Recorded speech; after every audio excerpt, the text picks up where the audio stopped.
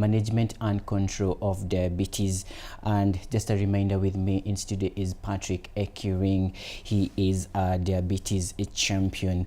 And remember, once again, you can join our conversation by sending us your comments or questions to 22162 is the SMS line. Choose. Remember to start with the word Y News.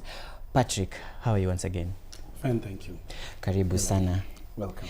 Now, we want to talk about diabetes. Okay. And many people have it. We have the perception, there has been a perception rather, that this condition is maybe for the aged and people maybe who are rich.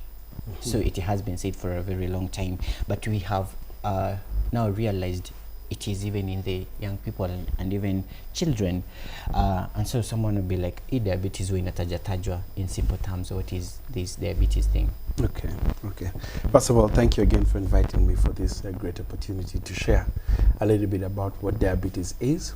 And for me personally, who has been with the condition for the last 14 years, having been, I would not consider myself rich, but I would obviously consider myself somebody who has lived in the middle class, which is in probably the suburbs. But we are now experiencing more and more numbers from people suffering with diabetes, even back at home, where we thought that, you know, this is a lifestyle disease for people who normally drive from the office, enter the lift, and do not, you know, do exercise and whatnot. So basically what diabetes is, as most of us probably studied, is a situation whereby our insulin in the body is either not sufficient or our body does not provide sufficient insulin to allow the energy in our body, to allow the blood to give the body the energy so that we're able to do the activities that we're able to do from day to day. So there are two types of diabetes. There is type 1, whereby there is no insulin, or the insulin is very little, which is normally what we consider the juvenile, or normally people are diagnosed with it in the younger years of life.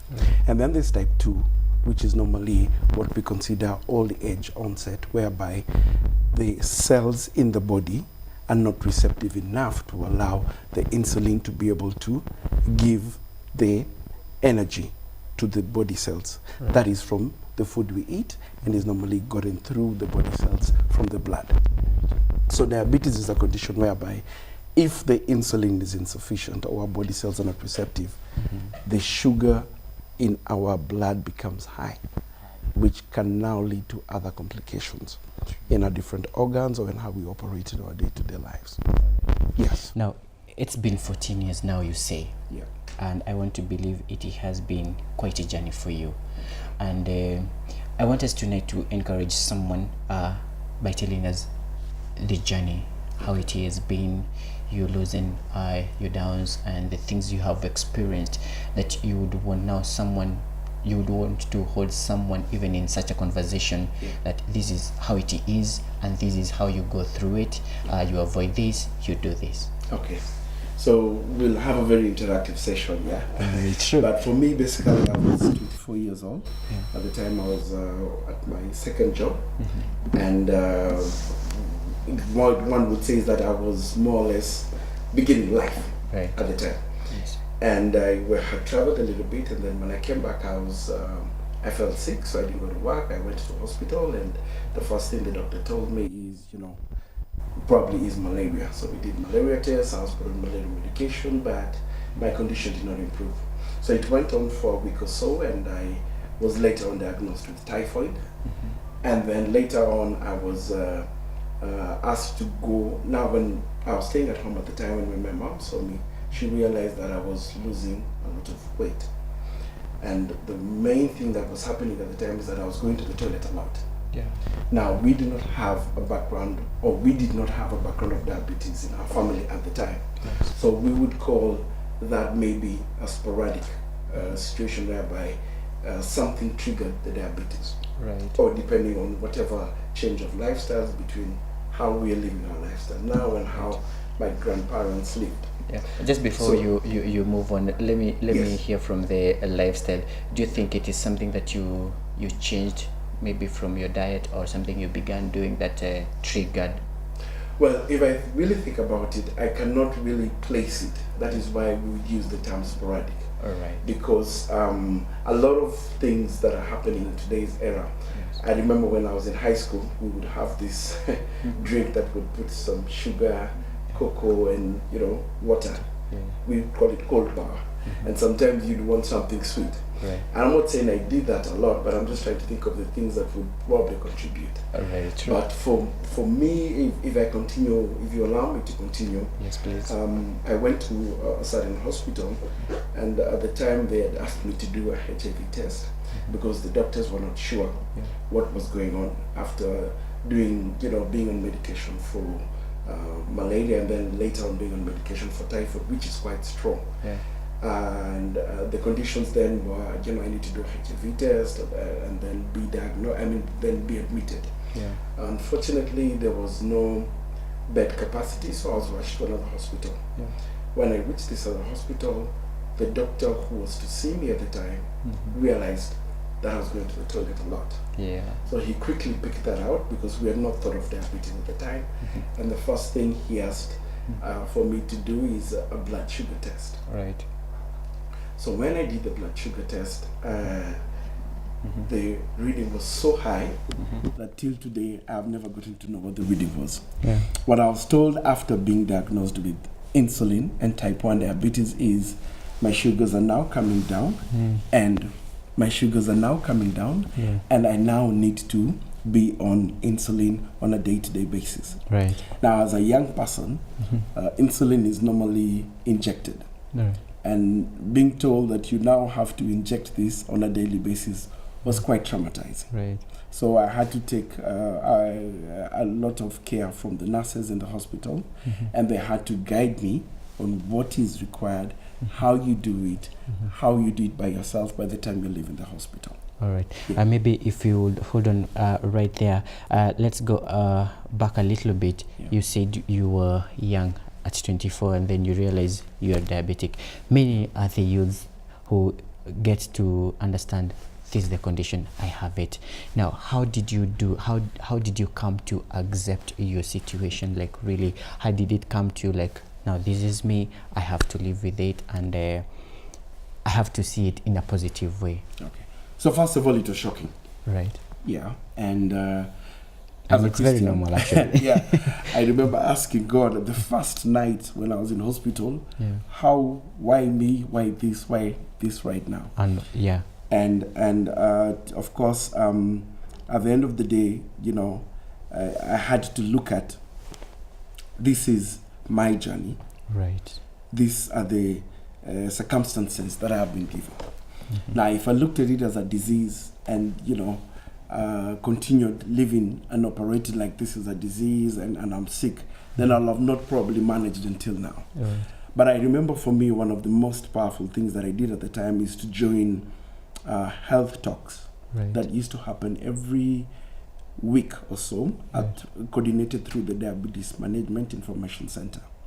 So I would go there and we would have talks, share with other fellow people who have the diabetes, and get to appreciate that it's not a death sentence. Right. Most people will look at some certain diseases, non-communicable diseases, as a death sentence. Right. So through engaging with people and through talking and getting to hear other people's stories, then I was able to say, okay, fine. Yeah. My life can continue, I can continue working, and I can continue operating, but there are certain things that I need to do because of the condition. All right. Now, you did a good thing by now going to people and get to hear their stories and how to cope with the situation. Let's get to the family and your social life. How was it, and how did you ensure that this is, or how should someone, after they realize they have this condition, how should they now start living that life, but also with their family members and even friends, or even at work? How should I now relate to people, putting clear, this is my new condition, this is how I am, them getting to understand you and you understanding them, trying to fit to your new you?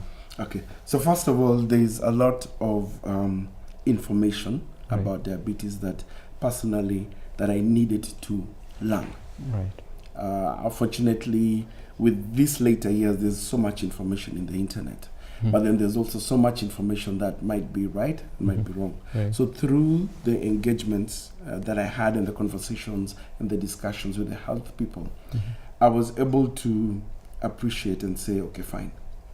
First of all, these are the do's, these are the don'ts, and here are the places that I can negotiate with. Right. Yeah. One of the things that you would realize, especially as a type 1 diabetic, is that you need to check your sugars regularly. True. Because you have to maintain your sugars at a certain level. Right. That is why it is called the silent killer.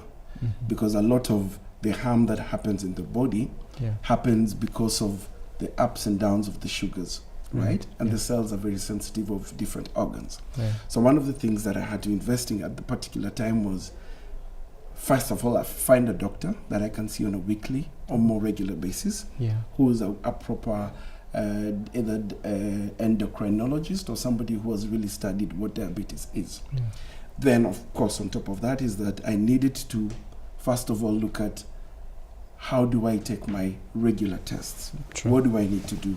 Yeah. What do I need to do? Do I need to exercise? Do I need to do what? Then I need to communicate with my family. Yeah. I need to let them know that this is the food that I need to eat. Right. At the time, mostly I would eat the brown chapatis, Right. which are quite healthy because they're high in fiber, which is good for diabetics. Yeah. And then also, I would also get to appreciate what vegetables, what juices are good, and also share that information with my family so that they can be able to make sure that these foods are available. Yeah. Yeah. Now with this dieting now, I wanted to merge it with the financial problems that once something that comes up into someone's life, finance has to be touched and to be affected in one way or the other.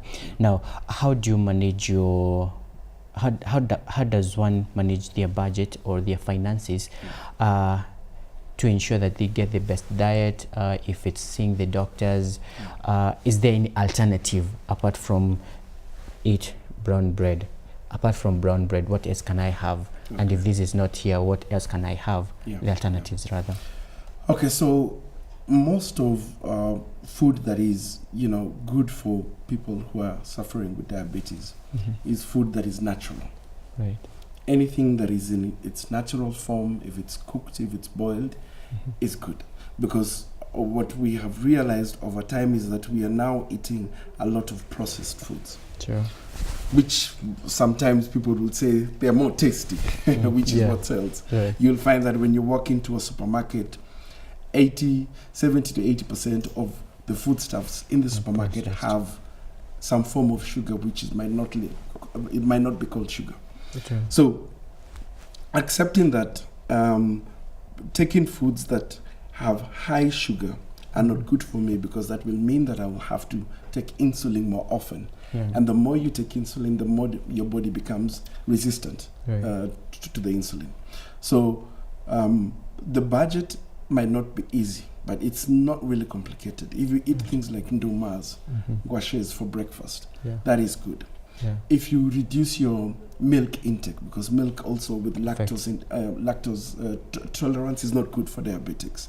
Take more of lemon teas and natural fruits or juices in the morning. That is also good. But at the same time, in terms of budget, I cannot lie that it might cause a bit of a toll, because there are some certain foods that are a bit more costly, and there are certain elements of, especially being a diabetic, if you're type 1, that you'll have to get syringes. Syringes, you're now not supposed to use them. One syringe is 20 shillings. Right. One day, if you're taking insulin 3 times, that's already 60 bob. Right. Then there is the insulin itself. Fortunately, right now, the government has come in and it's a bit cheaper. Right. It has been highly, highly subsidized. At the time, insulin was going for about 2,000 bob. That was like 15 years ago. Wow. I don't know how much it will have been right now, but the government came in, so it has reduced the price. It goes for about 650 to 700 bob, depending on the chemist where you get it. But just having a look of, the sugar test, you'll have to have a blood kit, a machine that you test your sugar with regularly. It goes for an average 8,000. You have to buy the strips every so often.